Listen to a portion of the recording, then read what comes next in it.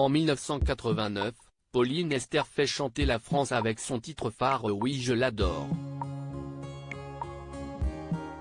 Un morceau désormais entré dans le patrimoine culturel hexagonal. Mais que devient donc sa délicieuse interprète qui célèbre ce 18 décembre son 59e anniversaire? On la connaît sous le nom de Pauline Esther mais elle s'appelle en vérité, Sabrina Ocon. Elle grandit à Toulouse auprès de ses parents respectivement fonctionnaires du Trésor public et maçons.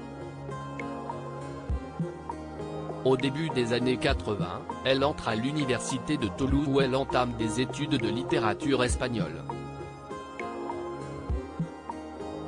Rien ne la prédestine à faire de la musique son métier, même si elle pratique le chant en parallèle de ses études. Mais une rencontre change la donne. À la fac, elle fait la connaissance de Frédéric Loiseau, s'y est-il le coup de foudre musical et amoureux.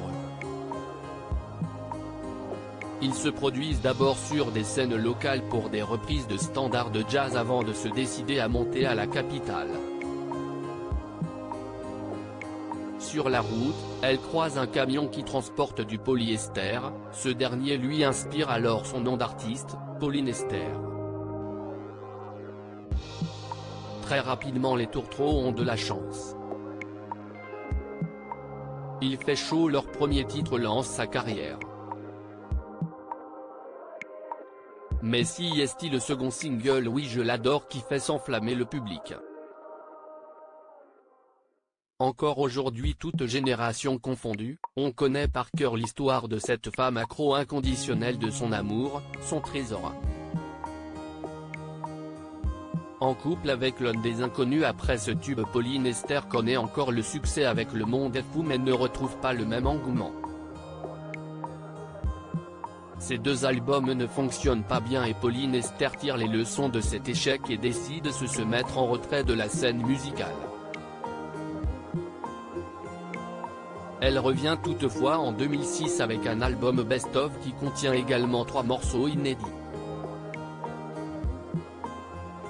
Après la fin de son idylle avec Frédéric Loiseau, elle vit une histoire d'amour avec l'un des inconnus, Pascal Légitimu rencontré lors d'une soirée parisienne.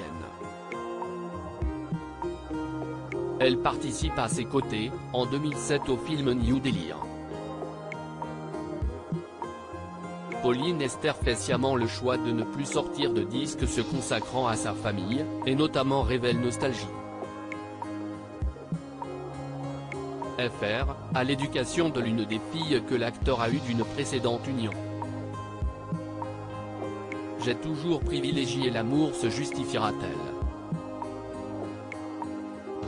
Mais en 2014, Pauline Esther emprunte des chemins de traverse et rencontre son troisième amour.